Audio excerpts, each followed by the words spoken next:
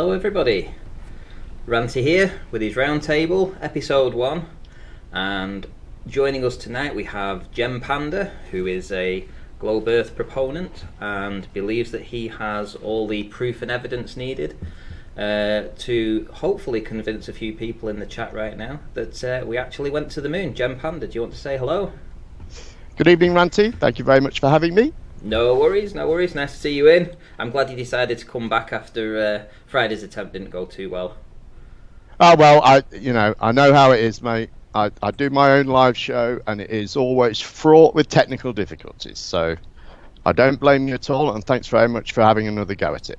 Indeed, and hopefully that this all works out, and we get to see your video, because I know that you put a lot of work into it. Yes, I was very disappointed. I've been on it hours, and I was really tired. I was like, oh no. Okay. But anyway, we're back for another go. Okie dokie, right, let's get this show on the road. Thank you everybody for stopping by. Who else have we got? So Roger MC just asks, second attempt. Yeah, well, on Friday I'd hoped to do the first ever one. It didn't go very well with the problems that we had with OBS. So we're back to square one. This is now episode 1. And we're going to listen to GemPanda. He has a 30-minute video or thereabouts to hopefully convince everybody that we actually did go to the moon. So, without further ado, let's get this show on the road.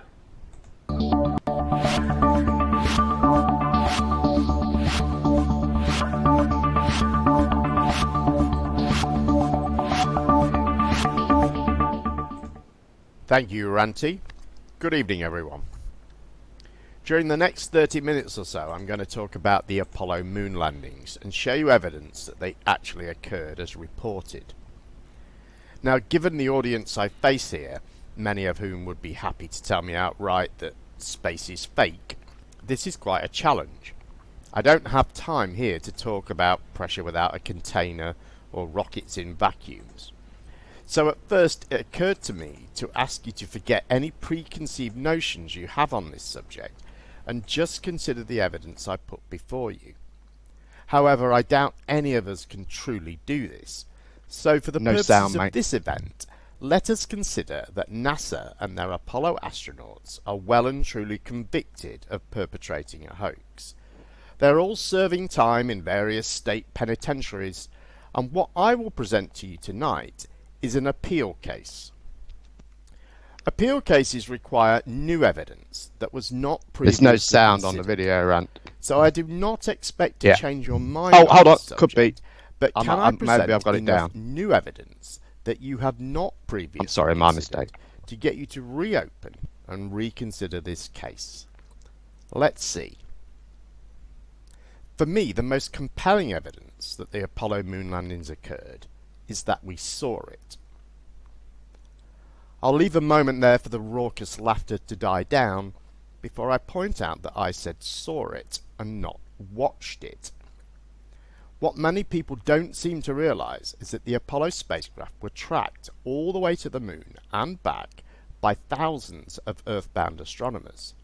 Some parts of the space operations were even seen with the naked eye. Not everyone believes that rocket launches actually occur, so let's start there. Each Apollo launch was witnessed by hundreds of thousands of people. They lined the beaches, the roads, and even the rivers surrounding the Kennedy launch site, along with hundreds of thousands of press reporters, photographers, and TV and film crew from around the world. The Saturn V can be seen on TV footage up to an altitude of over 75 miles, which is considered to be in space by any standard. After completing 1.5 Earth orbits, the Apollo spacecraft fired its engine for the translunar injection burn, leaving Earth orbit and sending it on a trajectory to the moon. Soon after, the transposition and docking maneuver began. The command service module separated from the spent S-4B booster, jettisoning the 4 adapter panels and exposing the lunar module. It then turned and docked with the lunar module. This made a very distinctive group of 6 objects: the docked spacecraft, the spent booster, and the 4 spinning adapter panels, all travelling to the moon. There are many reported sightings of the spacecraft and some or all of its spent components on its way to and from the Moon. Here are just a few examples. Remember, most of the images here are scans from old newspapers, so the image quality isn't great by modern standards. First, from the Smithsonian Observatory in Hawaii, a set of 3 images showing the TLI burn of Apollo 8 as it left Earth orbit. We can see the perspective on the exhaust plume change as the spacecraft passes over Hawaii. In the UK, several amateur astronomers managed to photograph a fuel dump from the expended S4B stage of Apollo 8 on December the 21st, 1968. This photograph, taken by N.J. Hendry of Colchester, shows blowout of excess fuel from the 3rd stage. At the same time, this event was also captured by an observatory in San Fernando, Spain. We can tell by the displacement of the spacecraft against the background stars in each image that the spacecraft was about 30,000 miles from Earth at this time. The Lunar and Planetary Observatory of the University of Arizona shot this image showing the spacecraft booster and some panel reflections. Corralitos Observatory, then operated by Northwestern University, captured over 400 images as they tracked Apollo 8 for the 3 days of translunar coast, providing very accurate locations for the spacecraft. The module is the faint moving dot at the bottom center of these 3 images. In this composite of 2 photographs taken 2.5 minutes apart, we can see the movement of the spacecraft as the stars appear as horizontal pairs while the spacecraft components are shifted diagonally. Daniel Weidman, an astronomer at the McDonald Observatory at the University of Texas, said this as he recorded his Apollo 8 sighting. "Everybody was celebrating reports of Apollo, so I decided to take a look for it. It was easily seen as a moving object in the telescope. I invited all the staff who lived at the observatory and the other visitors who were there to come and look at Apollo 8. It was a wonderful Christmas Eve experience for everyone." On December the 27th, 1968, the Lick Observatory at the University of California produced live TV pictures of Apollo 8's return coast to Earth, which were broadcast to West Coast viewers via KQED-TV in San Francisco. Here the spacecraft is the leftmost of the 2 bright dots at the bottom of the image, and here it is moved to the top right. A Pan Am flight from Honolulu to Sydney witnessed the re-entry of Apollo 8 described in an article in the Sydney Sunday Telegraph, December 29, 1968. Sky and Telescope magazine, July 1969, features a report on the worldwide efforts to track Apollo 10, which included 15 major observatories and over 100 astronomy groups. It lists numerous recorded observations. And again in the November 1969 edition of Sky and Telescope magazine, which lists many sightings of Apollo 11 both to and from the Moon, including a naked eye sighting from an astronomer in British Columbia, who followed sighting directions that were published in the local paper. Qantas pilot Frank Brown saw the re-entry of Apollo 11 from a Boeing 707 near the Gilbert and Ellis Islands, today Tuvalu and Kiribati, respectively. In the late 1960s, astrophotography was a lot more difficult than it is today. Not all astronomers could photograph their sightings, so some took notes and drew sketches. This series, drawn by 2 UK astronomers, shows an Apollo 12 fuel dump. At the other end of the technological scale, image orthicon TV images from Corralitos Observatory, showing a water dump from Apollo 12 on November the 15th, 1969. The ejected water cloud, marked here with a W, can be seen moving away from the spacecraft marked SC. Numbers 1 to 4 are tumbling SLA panels. These before and after shots from Mount Coban Observatory in Canada show the cloud created by the Apollo 13 explosion. This observatory continued to track Apollo 13 and provided up-to-date positioning data to NASA as they planned the return journey. The re-entry of Apollo 13 was seen by the passengers and crew of an Air New Zealand DC-8 bound to Auckland from Fiji. A report and photographs appeared in the Auckland Star on April the 18th, 1970. One of the passengers took these photographs of the smoke trail left by the spacecraft. There are many, many more recorded observations of the Apollo missions from numerous observers. They come from literally the man in the street, from aircraft passengers, from university students, from individuals and groups of amateur and professional astronomers all around the world. The records show us that objects of the size and configuration of the Apollo craft were sent to the moon as described. The Apollo missions weren't just tracked optically. There are a number of accounts of amateurs receiving radio transmissions directly from the spacecraft. The first of these accounts comes from a 1960s conspiracy theorist. It seems that distrusting NASA is not a new idea.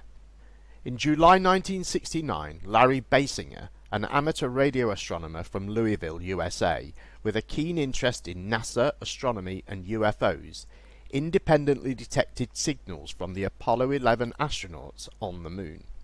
His attempt was witnessed by Glenn Rutherford, a reporter from the Louisville Courier-Journal, who published the story in the July 23rd edition of the paper, in an article entitled "Louisvillians Hear Moonwalk Talk on Homemade Equipment." Basinger had experience with satellite tracking, and had previously successfully received images from weather satellites and printed them on carbon paper using an impact printer. Basinger wanted to independently verify the information that NASA had been providing about the Apollo program, and hoped to receive radio traffic that NASA did not want the public to hear. Assisted by Rutherford, Basinger manually sighted his homemade antenna on the moon and was able to hear astronaut voice communications a few seconds sooner than his wife and daughter who were watching the moonwalk on TV. Although this was quite an achievement, Basinger was disappointed that he heard nothing that NASA had edited out. A hobby group at Kettering Grammar School in the UK successfully received transmissions from several Soviet and US spacecraft, including Apollo 17 in December 1972. This Russian website gives an account from E. Molotov, a Soviet technician who was tasked with testing Soviet communications for their planned lunar program, using transmissions from the Apollo craft. Using a 30-meter dish in the Crimea, his team were able to receive voice, telemetry and TV transmissions from the spacecraft. Sven Gran, a University of Florida student in 1972, gives a technically detailed account on his website of the Apollo 17 launch that he attended and his team's attempts to track and receive radio transmissions from the spacecraft. Using homemade and surplus equipment, they were able to receive voice and telemetry transmissions from Apollo 17 in Earth orbit, and a few days later from the astronauts on the surface of the moon and from the command module in lunar orbit. These accounts show that radio broadcasts of voice and data were sent from the moon at times and locations congruent with published information at the time. 3 Apollo missions deployed retroreflectors on the surface of the moon. The Soviets also mounted retroreflectors on their Lunokhod 1 and Lunokhod 2 robotic rovers. These retroreflectors consist of an array of corner cube prisms which reflect light directly back in the direction it came from. Scientists on Earth can aim high-powered pulse lasers at the retroreflectors and measure the time it takes for the light from the laser to reflect back to Earth. Here are the results of a lunar laser range-finding experiment. The dots show when photons are received from the moon. The dark line shows that a number came back at a specific time and hence were reflected by something quite small, well under a meter in size. This concentration of photons at a specific time occurs when the lasers are aimed at the Apollo 11, 14 and 15 landing sites. Otherwise, the expected featureless distribution is observed. These high-precision measurements of the Earth-Moon distance contribute to the foundations of our knowledge of gravitation and planetary physics. Many scientific experiments have taken place which utilize lunar laser range finding. Here are some examples. Since retroreflectors were first deployed on the Moon, many observatories around the world have conducted laser range-finding experiments.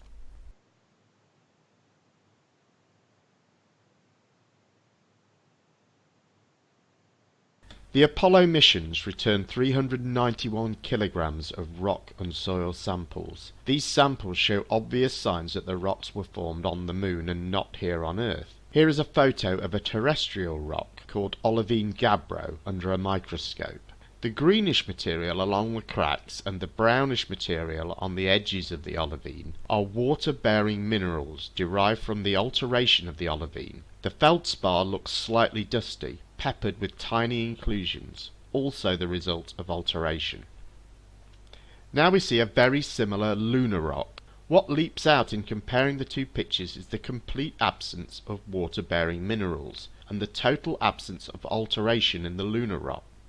Water is everywhere on Earth. It is present in magma. Rocks deep in the crust are changed by hot fluids, and rocks near the surface are altered by surface water. Olivine in particular is easily altered.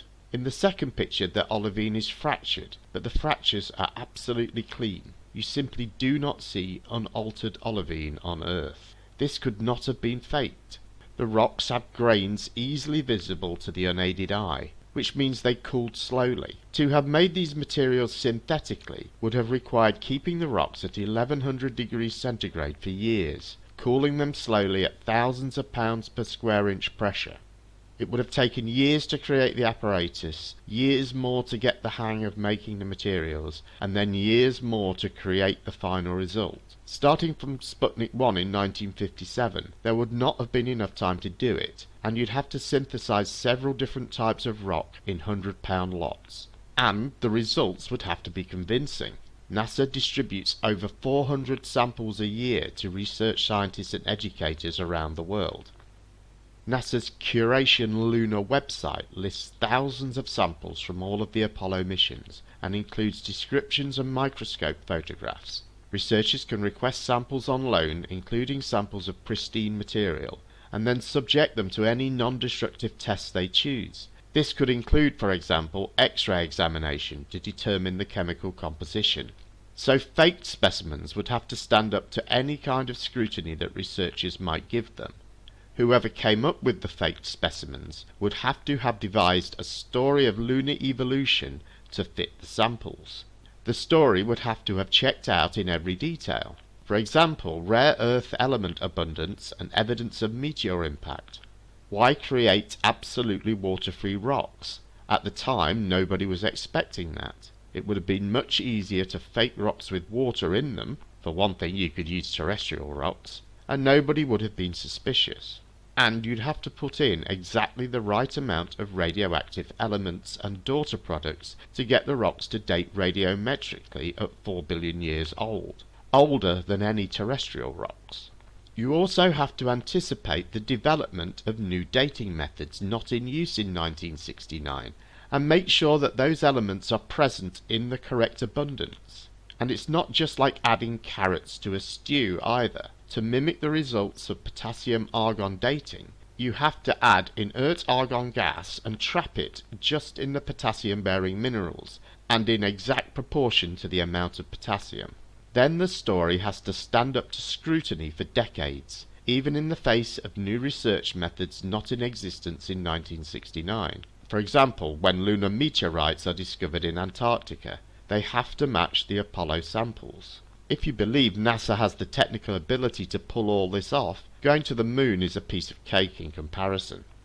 This list of well over 100 investigators who were to receive Apollo 11 lunar rock samples is from the Apollo 11 press kit, pages 220 to 241, and only includes those investigators who put their names forward as at July 1969. Ultimately, there were more. The following countries received rocks for research in 1969. Since then, lunar rock samples have been used in research all around the world. I would just take a moment to dispel a few myths about this bogus moon rock from the Netherlands. Contrary to the flat earth narrative, this was not presented by Neil Armstrong, and it was not presented to the Dutch government. It was actually presented by the US ambassador to the Netherlands, William J. Middendorf II, to Willem Dries, an 83-year-old former Netherlands Prime Minister. Dries's grandson believes his grandfather formed the mistaken impression that the rock was from the moon because the Apollo astronauts were visiting the Netherlands at the time. No one from NASA or from the Dutch government has ever claimed that this specific rock is from the Moon, although it was insured as a moon rock and displayed in the Netherlands Rijksmuseum for over a decade with its original presentation card, which also does not state that the rock is from the Moon.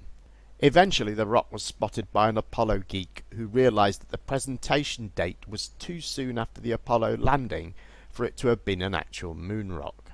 Ultimately, the only person to ever claim that this rock was from the Moon was an 83-year-old man in the last years of his life. Although there have been no manned missions to the Moon since Apollo, there have been a number of unmanned missions which have completed detailed exploration of the lunar surface. These include China's Chang'e 1 and 2 orbiters and Chang'e 3 lander, India's Chandrayaan-1 orbiter, Japan's Selene orbiter, and the most impressive, NASA's Lunar Reconnaissance Orbiter. Each of these spacecraft has revealed previously unseen detail which verify the Apollo missions. Lunar Reconnaissance Orbiter images haven't just captured the Apollo lunar modules. Many other spacecraft have been located, including the Apollo S-4B boosters, which were crashed into the Moon as part of the seismology experiments, and a number of other spacecraft from the USA, the Soviet Union and China. Now let's take a closer look at a landing site and see how imagery of it from different sources matches up. For this we are going to return to Hadley Rill, landing site of Apollo 15. Before the Apollo missions, lunar mapping images came from the 5 unmanned lunar orbiter spacecraft. These were used to create maps and in the landing simulator.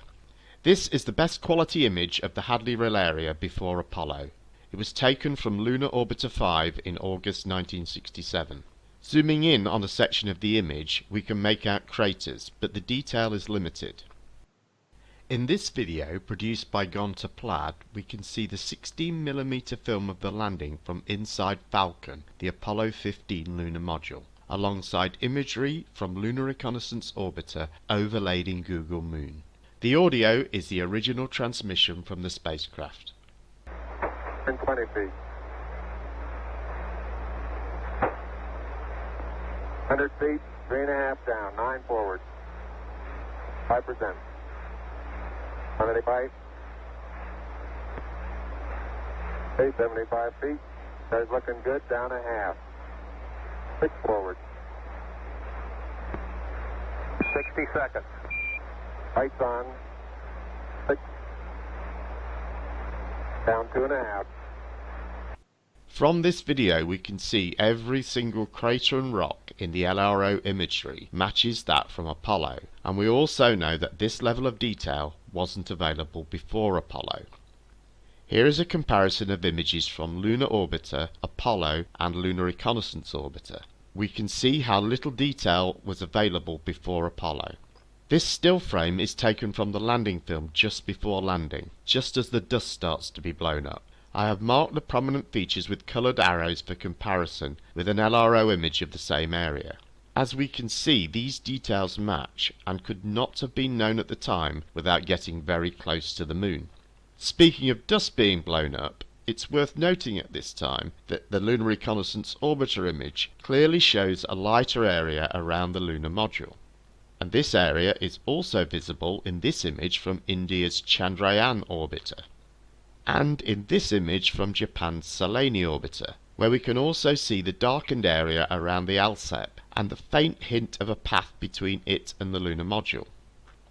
This image was taken from Apollo 15 itself. The command service module was equipped with a mapping camera which captured this photograph on the 27th orbit of the Moon at 23:52 and 54 seconds on the 31st of July 1971. This was at the end of the first EVA. When we zoom in on the landing site and compare it with the LRO image, we can see that the only trail visible in the Apollo 15 image is the one leading to the ALSEP, exactly what we would expect to see at this point of the mission. If we zoom in very close, we can just make out what appears to be an object casting a shadow just to the northwest of the lunar module, and we can see what this object is in this photograph, taken at the end of the first EVA. The lunar rover parked next to the lunar module. This photograph, again from Apollo 15's mapping camera, was taken earlier than the first on the 14th orbit of the Moon, at 2:12 and 23 seconds on the 31st of July 1971, around an hour before the first EVA. This time we can see the lunar module with no trail from it, no rover visible, and a longer shadow as we would expect to see for this time. There are a couple of nice oblique views of Hadley Rill, again from Lunar Reconnaissance Orbiter, taken from different directions, and the overhead view we saw earlier. These all show good detail of this small collection of craters on raised ground known as the North Complex. This was explored and photographed by the astronauts, so we can compare their photographs from the surface with the Lunar Reconnaissance Orbiter and other orbiting probes. This is also a good opportunity to make a quick point in passing. This is a photograph of the North Complex, and this is a photograph of another part of the North Complex, both taken by astronauts. This is a composite of photographs showing all of the North Complex. The fact that we have composited two photographs to make this image in no way invalidates anything that it depicts. Just saying. Here is a comparison of the Lunar Reconnaissance Orbiter views and the surface views with arrows to highlight some features. Once again we see everything matches perfectly.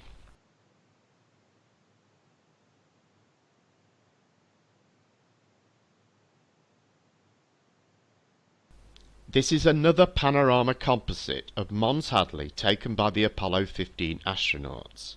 And this is an overhead shot of the same area taken by India's Chandrayaan-1 probe. If we zoom in on the marked area, we can pick out some details and compare them with the astronaut photos. Once again, fine details that could not have been known in the 60s without visiting the Moon are verified by recent non-NASA probes.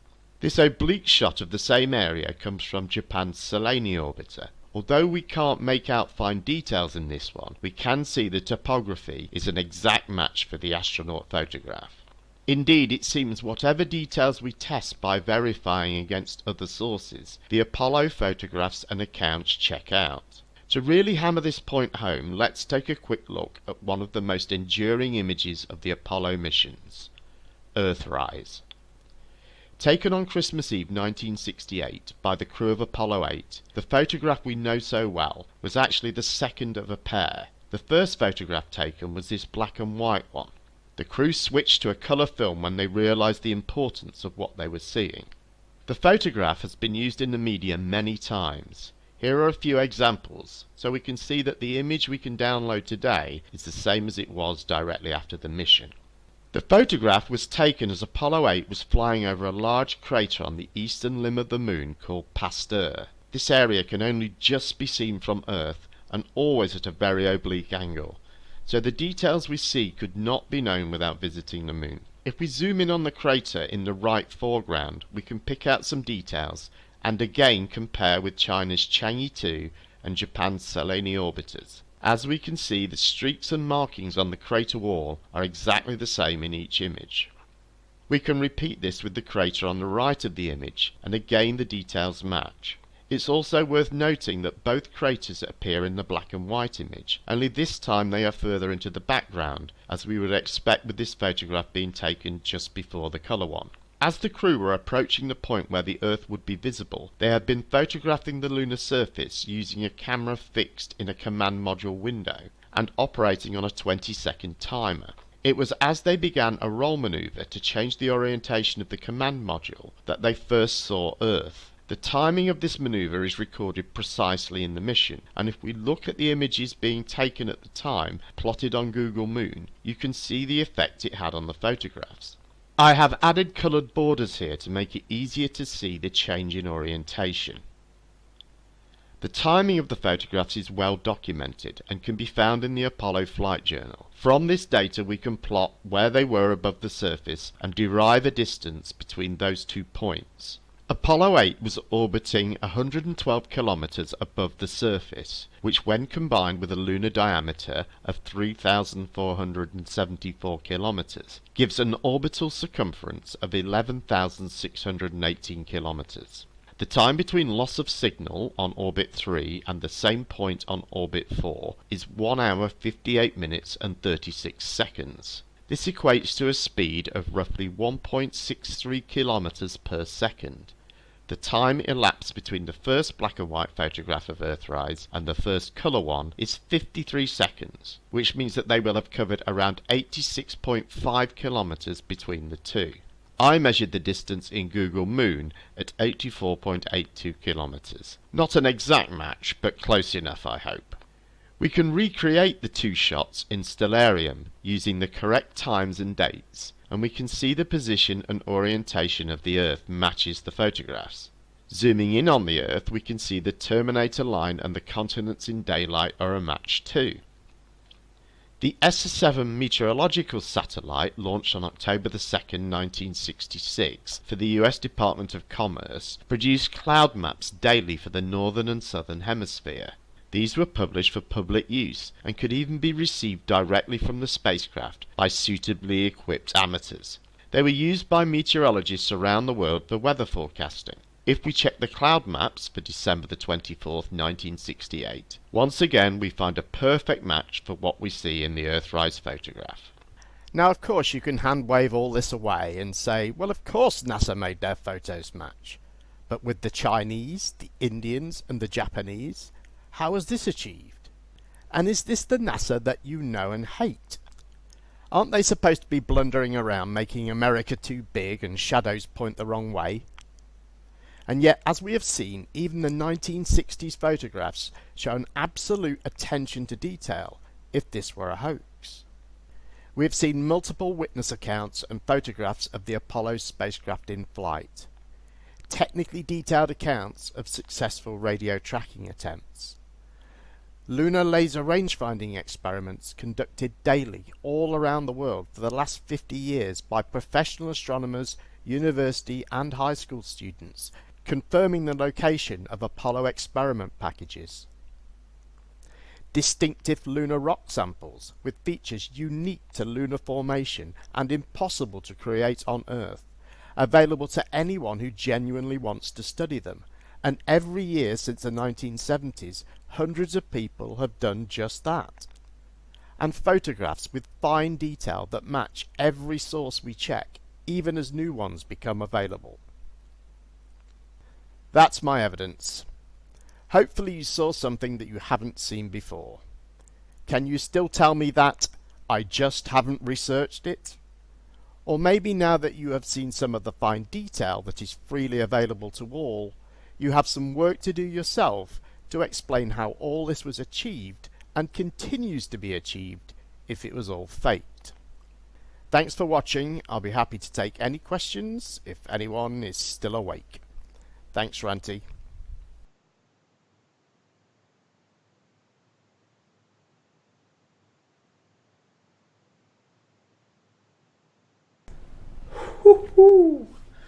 Well, thanks, Gem.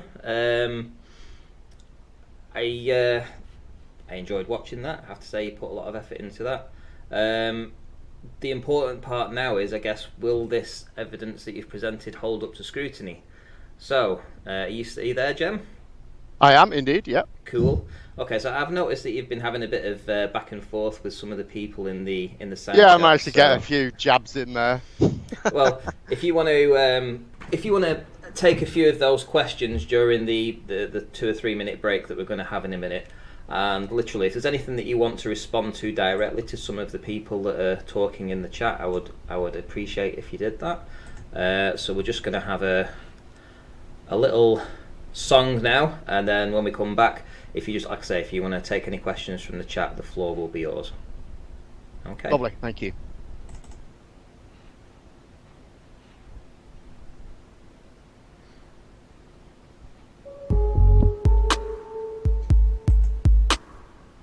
We're up pretty high, our heads are almost in the clouds, and their feet are chained to the ground with their chains of misery.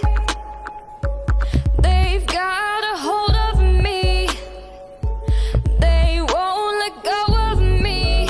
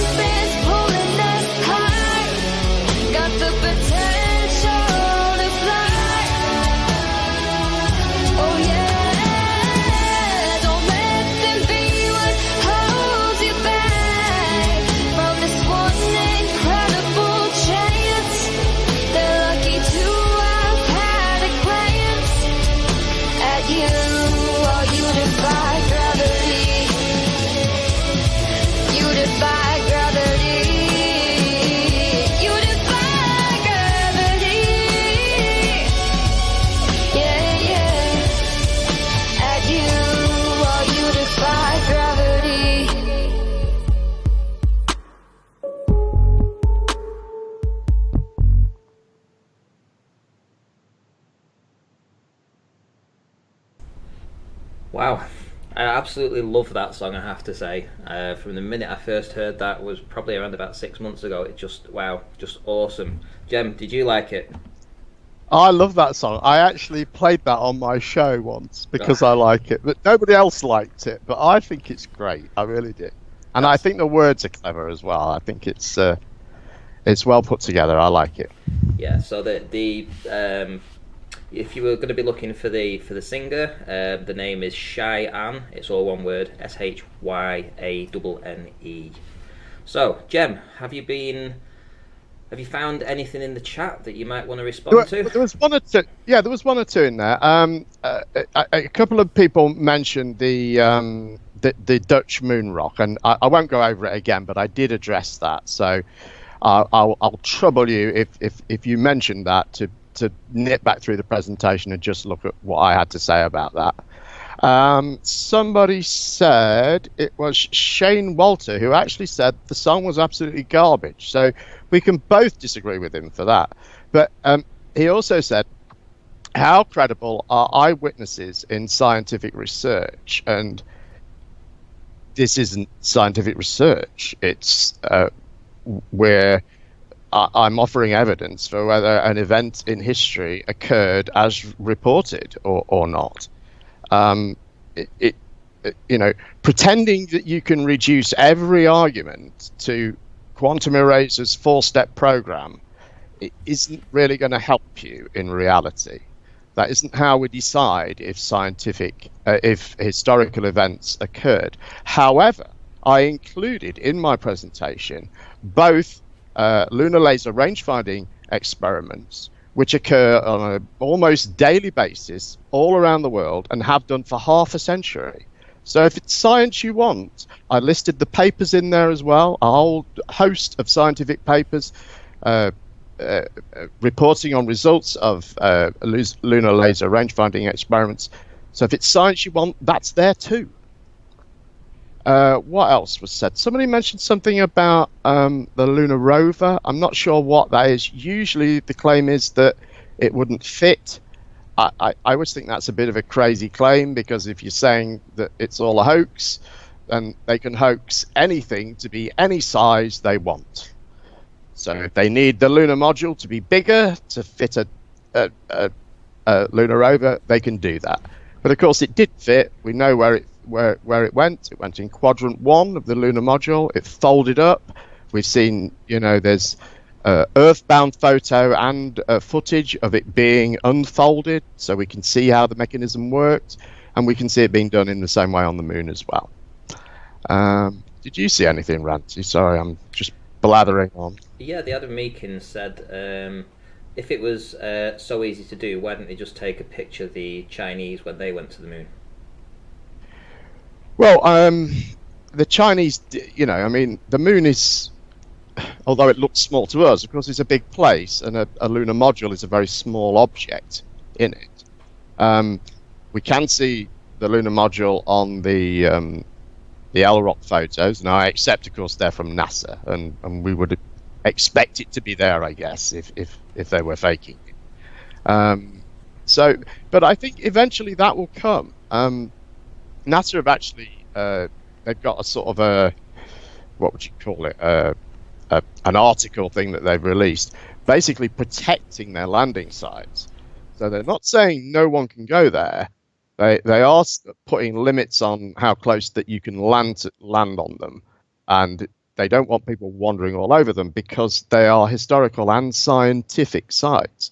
But NASA list in this article specific things that they want other some of these private missions that have been planned or missions from other countries, that they want these missions to go and look at on their landing sites.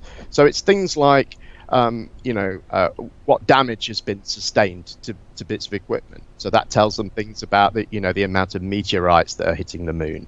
And that would obviously be useful information if you wanted to put bases there and things like that. So I've completely forgotten where that question came from. That was from the Adam Meakin, that was from the Adam Meakin. Oh yeah, why did the Chinese take pictures? So I think that will come, and there is some verification available, as I've shown, from the Japanese, the Chinese, and from the Indians, who have all got probes in orbit. We have another one from the Adam Meakin, who says, if we have really been to the moon, why is this the best evidence we have? What's wrong with cameras? And why is image quality of the lunar surface so low in 2019? Well, I think the lowest the Lunar Reconnaissance Orbiter has flown is about 50 miles above the surface. And I don't quote me on that because I could be wrong, but it's going to be around about that altitude. So, I mean, I think it's pretty good. I mean, the first images that came from Lunar Reconnaissance Orbiter, it was in a much higher, quite a lot higher orbit. And it was only when they'd completed all the photography in that orbit, mapped the moon at that height, that was what the mission actually was. And then they then extended the mission and took it lower, and now we're getting better quality images. Because the first images, the lunar modules were just single pixels, but now they're, a lunar module is, I don't know, it's several pixels across. It's still quite low, but in order to stay in orbit, it's still got to be quite a long way up. Okay. Well, as you can see, the format that I have is not to question you back and forth. It's basically just to relay questions from the chat. So just so that everybody's quite aware that I might be disagreeing with you, but I'm not going to actually make that point. So I'm just going to be literally just asking another question here from Captain Bullshit, who asks, how the astronauts didn't freeze to death landing on a cold light emitting luminary. Well, I mean, I don't believe in a cold light emitting luminary, so I believe in a sun reflecting luminary. But I mean, of course, they did have temperature control system in the spacesuit, which consisted of basically a load of rubber pipes that were in a kind of a sort of a string vest garment that covered the legs as well. That held those pipes close to the body, and they just pumped cold water through those. That went into like a heat exchange system in the backpack, and was recooled that way, and that's the way they managed to keep cool. Okay, and Joshua Doyle's made a question to you in the chat, if you want to perhaps answer that. Joshua Doyle, sorry. Says I've Paul, missed it. Paul on the Plane did an excellent... Yeah. Paul on the Plane did an excellent interview, and they touched on the F1 engines and how they weren't operating at the efficiency needed to escape the gravitational pull of the Earth. Yeah, I mean, I have heard that claim. I mean, I don't think he's really got good evidence to support that. I mean, clearly we can see something leaving the Earth. We can see the Saturn V, even on the TV footage, to 80 plus miles. Around about 80 miles is where we start to lose it. 82, 85 miles I've seen it at. So, we know it.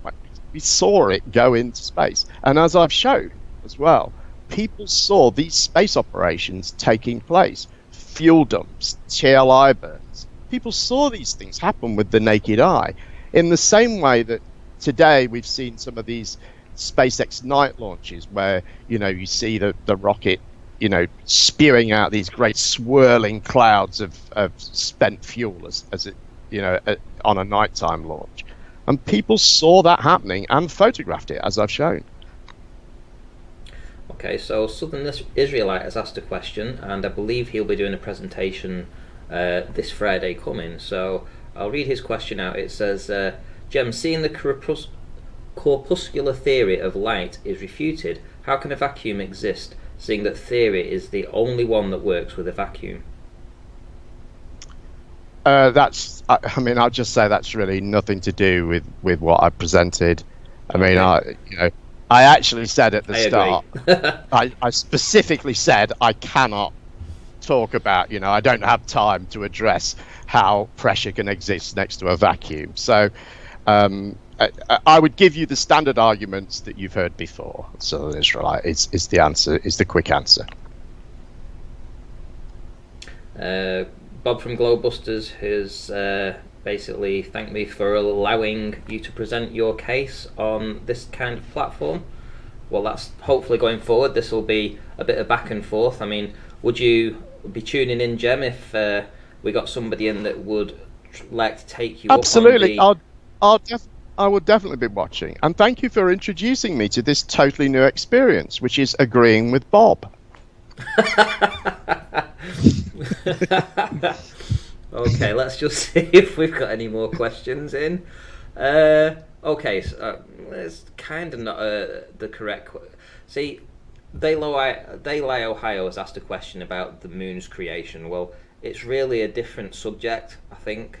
What I'm trying to do here is keep it to the very specific and to do with the presentation. So you've done a specific presentation on the moon landings, and that's it. So if there's anybody that's seen anything in the presentation that they disagree with, or they have any particular questions pertaining specifically to the moon landings, you know, let's see what you've got. I'm looking for these kind of questions in the chat.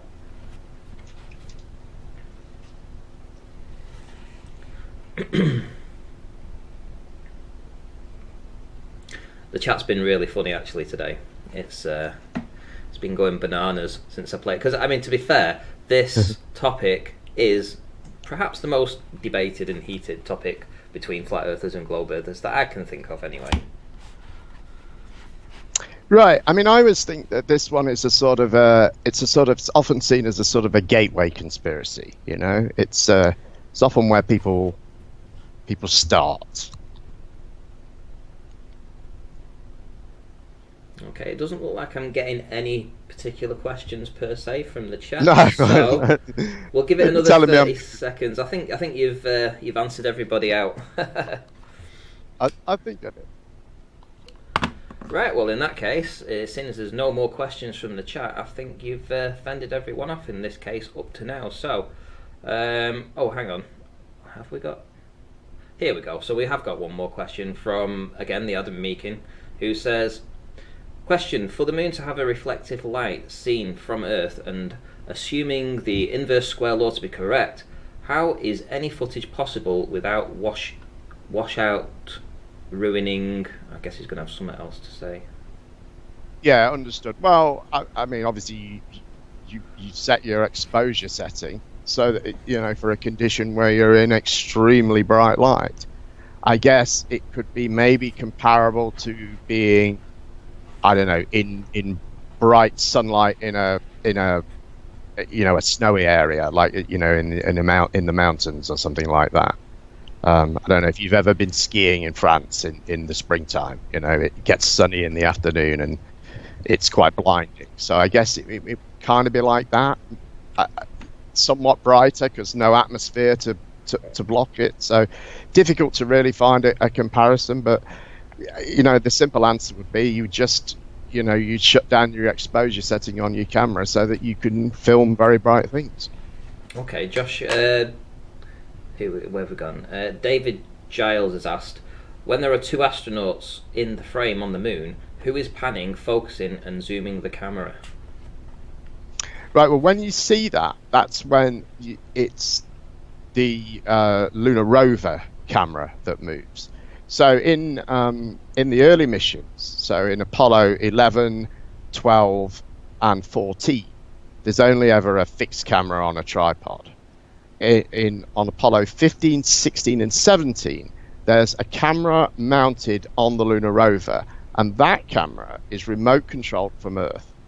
So there's a guy sitting in a control room wiggling a joystick around, basically, and that's how it's done. And you see that all the time, particularly if you look for any of the Apollo 17 footage, because there's so much of it. They were on the moon for a long time, and you'll see it happening all the time. The camera operator often gets bored with what the astronauts are doing and looks around a bit more of the moon or something like that, you know. So it's you see it being controlled all the time. Okay. I mean, I would have asked the question there, but I'm not going to. I'm sure maybe somebody might pick that up. What I was thinking, but we'll see. So probably get a couple more questions. Go ahead, Brad. I don't mind. No, I'm going to stick to my format because I really want to be impartial on this, you know. Okay, so GemPanda, how can the moon be going past it? Hang on, wait a minute. That's nothing to do with the moon landing you. I'm sorry, so I'm not going to answer that question. So, I would really like to get it back on track. So, if there's anything specific about the moon landings in the 1960s and 1970s, I don't want to drift off topic because this is what you've brought to the table, and I don't think it's fair that you should be answering questions that might be taking you in a different direction. Right, so we got another 30 seconds. If nobody has got any real questions about the moon landing from now, we'll hopefully tune into an outro, and hopefully in around about 30 minutes we'll have another show going, which will be a flat earther demonstrating how a gyroscope can prove the shape of the Earth. So stay tuned, well, not stay tuned, but tune in again in 30 minutes. So let's just see who else has got. How does remote control from the Earth work? That seems fair enough, Gem. What do you think? What do you say to that? Well, most stuff isn't sort of, time dependent, if you like. Basically, they're pointing a camera at the astronauts, and the astronauts are off most of the time, somewhere in the distance, doing stuff with rocks is what's usually going on. Now, I think the question that I'm asked most about, that I've seen asked most about this, is the ascent of Apollo 17. So this is where it launches from the moon and the camera follows it up. And again, it's a remote control operator working from Earth using a stopwatch to time what he does. And he bases those timings on his two previous attempts at this, which were on Apollo 16 and on Apollo 15. The same operator on each ascent did tried to follow the launch with the camera. And if you look, you see his learning progression take place in the ascent footage from those three missions. 15 is absolutely crap. It goes out of shot straight away. 16 is a little better. He manages to keep up with it a bit more. And 17, he does a great job. But it was all about, just basically looking at the footage, figuring out what was going on, and playing with the stopwatch and figuring out what he needed to move when. But, third time lucky. Okay, we do have a question from CGI Ranty, who says, it's more of a statement really, but again it's along the same lines, which is that remote control on the moon would be impossible. Even military drones don't have that kind of range. What would you say to that from the 1960s? Well, they're communicating through great big radio dishes, the biggest radio telescopes that we've got. They've got a large, well, it's fairly large, I think it's about a meter across antenna that they're receiving on. So it's a somewhat larger dish antenna that you can have on a drone, but more importantly, it's a huge dish that's being used to send and receive signals on Earth. The biggest that we have, I think they're 72-meter dishes. And they had it was known as the Deep Space Network, and they'd got three of them at basically more or less 180 degree places around the globe, so that they could maintain constant communication. 120 degrees, I should say.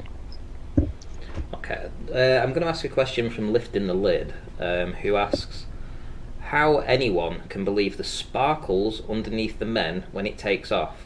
I think that's meant to be the LEM, was it?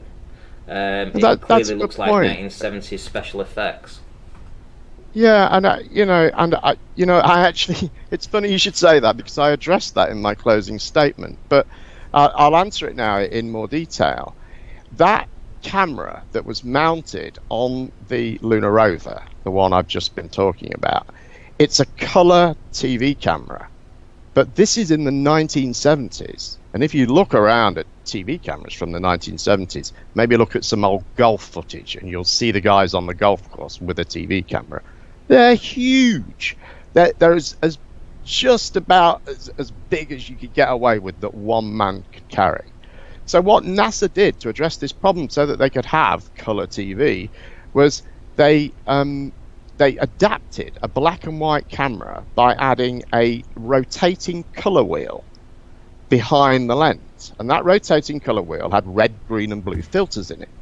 And so what that did was it took that black and white image and it made one of them red, one of them blue, one of them green, or filtered through. And when you combine those three images, you got a color image. Now, this was fine for most stuff that happens on the moon because most of the time, stuff isn't happening very quickly. Astronauts are moving about, as we tend to describe, almost as if they're in slow motion. So it doesn't matter because things aren't moving very quickly. But when the Apollo 17 launch happens, you get this explosion of debris flying out from it. And those pieces of debris are moving so fast that only one filter can pick them up as they move. And if you look closely at that footage, you'll see the same shape, like maybe an oblong piece of debris. And you'll see it blue and then red, and then maybe sometimes you get like a mixture of, it hits two filters and it's like a mixture of two colors. But that is why you get those colored sparkles, because the camera was an adapted black and white camera, adapted to do color. And when the things move very quickly, it couldn't combine the frames to make a full color frame, and so you just got one of those filtered frames. Okay, another question. How can you explain no blast craters under the LEM or tyre tracks from the rover? Right, well, with the lunar module, I mean, there is some minor sort of scarring that you can see. You can just see like sort of scratches moving out on the ground from it. And Armstrong actually describes this while he's on the lunar surface. He says there's no crater and there's almost no sign, but he says you can see some faint marks, and you can see those on the photographs. But what we have to remember is that the lunar module engine at the point when it was landing was only on a quarter power. So it's only producing about 2,500 pounds of thrust. And that isn't very much. Now, in most cases, not all, Apollo 11, it was run all the way to the ground. But in the later missions, what astronauts tended to do was knock off the engine a few feet from the ground. So in some cases, it wasn't even running as they hit the ground. But remind you about that 2,500 pounds of thrust. A Harrier jump jet produces 26,000 pounds worth of thrust. Now, it blows up dust, but it doesn't create craters or make burn marks. So that would be my response to that. The engine was running at low power, and in most cases, it was even turned off before it got near the surface of the moon. And in the case of Apollo 11, again, running at very low power.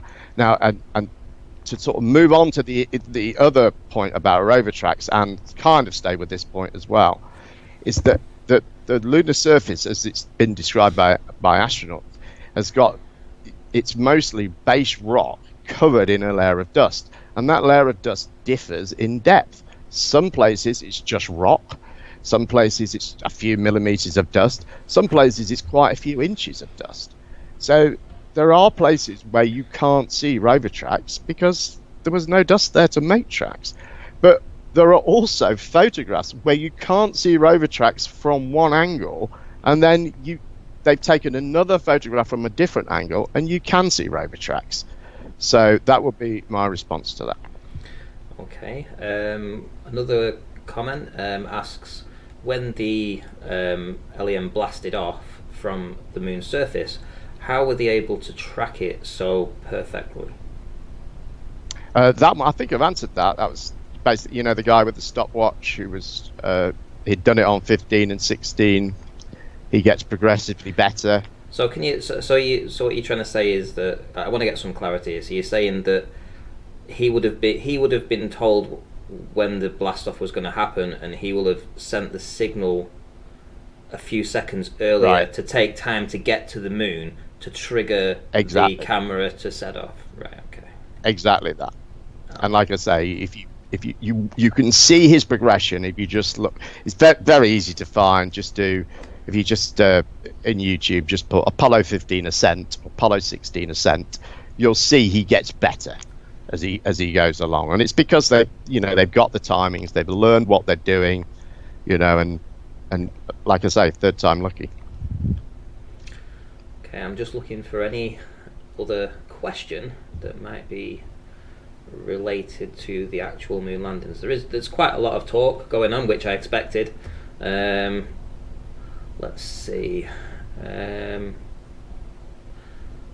I think that's probably it, to be fair, at least for this session. So, Gem, thank you very much for stopping by. I do appreciate you putting all that time and effort in to do this presentation. And thanks very much for the opportunity, Ranty. I think this is really cool. No worries. And if you ever want to do another presentation on anything again, you can email me, ranty@rantyflatearth.com. If anybody thinks that they have a counterclaim to the presentation that Gem put forth and wishes to present that on this channel, I would do exactly the same for you guys too. It would be your format to say whatever you like. Now, Gem has a 5-minute outro to talk about anything that he wants to talk about, so I'm going to go on mute, and when you finish, Gem, let me know, and we'll wrap it up. Okay, mate, no problem. So, as I said at the start, I'm under no illusions as to how what I have presented won't be convincing to much of the audience here. Already you have decided on your personal refutation, and knowing this audience as I do, it probably amounts to no more than a single word or phrase. Some of those old pictures were just dots. At 2 minutes, I used 30 seconds of CGI to illustrate how some technology works. So just shout CGI, and no further refutation is needed. Or pretend that it's significant that a second spacecraft isn't always sent to record the existence of the first, just in case someone on the internet doesn't believe it. Or near the end there, I used some images from NASA. So just ignore the hundreds of eyewitness testimonies, the repeated scientific experiments, the logical impossibility of a hoax, the continuing confirmations that the landings took place, and tell yourself and others that the entire presentation was just Gem using NASA to prove NASA. And of course, if all else fails, there's always the flat Earth favourite, the ultimate weapon in the newbie moon hoaxer arsenal. That sloppy insult to the word documentary, a funny thing happened on the way to the moon. Yes, I have seen it. It isn't the secret preserve of you really woke people. To people who are well informed, it's laughable. If you want to know why, there's a video on my channel. And to a group of people who believe that human space flights in low Earth orbit are a lie, a movie which asserts that images of Earth were faked by humans in a low Earth orbit spaceflight should also be laughable. But let's not let a little thing like intellectual honesty get in the way of something that confirms our bias. When I hear the words, a funny thing happened on the way to the moon, presented as the killer blow for the Apollo moon landings, it tells me that the person delivering this is dangerously gullible and very easily manipulated by even the most unsophisticated media. It's also a sign of what I see so often in Flat Earth. You are all just asking questions, but only until your bias is confirmed. Then all inquiries stop dead. So if Paul on the plane tells you that the Apollo 17 ascent from the moon looks like crappy 1970s CGI, then we can conclude that it's crappy 1970s CGI. No need to seek out NASA's explanation and then try to refute that. Just follow the strategy of willful ignorance that got you here in the first place. I have presented the sort of evidence that reasonable people who aren't desperately invested in an internet fantasy find compelling. You can mock and dismiss it, but what do you have to support your hoax beliefs? Not a shred of direct evidence of a hoax in 50 years. No deathbed confessions, no leaked emails, no crusading Serpico-style whistleblowers, and no disgruntled employees. All you have are the uninformed assertions of willfully ignorant actors posing as experts. People who can manifest an entire scuba diver from a small piece of gold foil. Or people who will tell you they're all about the science and the engineering, but that rockets are filled with helium. There is, of course, a very good reason that you have no evidence to support the hoax idea, because there was no hoax. So you can forget about Apollo as your happy place of retreat. It's no longer the safe bet that you thought it was, where you can be pretty sure that the guy you're talking to will believe in the hoax too, and if he doesn't, well, then he can be dismissed as a sleepy mainstream cook who just hasn't looked into it. It's you that hasn't looked any further than you needed to confirm your bias. These events occurred. All of the evidence tells us that they did, and none tells us that they didn't.